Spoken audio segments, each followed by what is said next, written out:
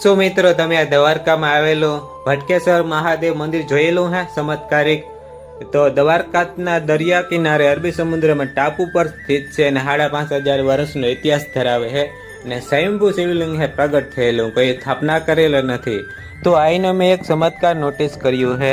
પૂજારી બાબા જોડે આઈને મેં વાત કરીને ઇતિહાસ જાણ્યો તો જે મંદિરની સામેની સાઈડ દરિયામાં ક્યાંય હલચલ નથી, સમુદ્રમાં ક્યાંય આજુબાજુમાં મંદિરમાં હલચલ નથી.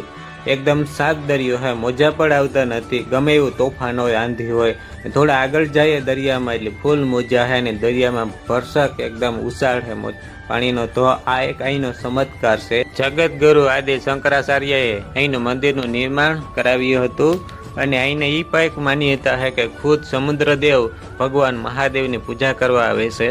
જ્યાં ગોમતી, ગંગા અને અરબ સાગરનું મિલન છે તેવી રીતે આ મંદિર છે. આ મંદિર પ્રભુ શિવનું ચંદ્રમૌલેશ્વર સ્વરૂપમાં બિરાજમાન છે.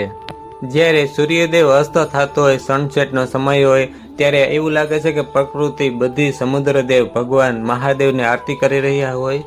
તો અહીંયા ફક્ત મંદિર નથી, દેવત્વ, પ્રકૃતિ અને ચમત્કાર તીનોનો સંગમ છે, એટલે ભટકેશ્વર મહાદેવ.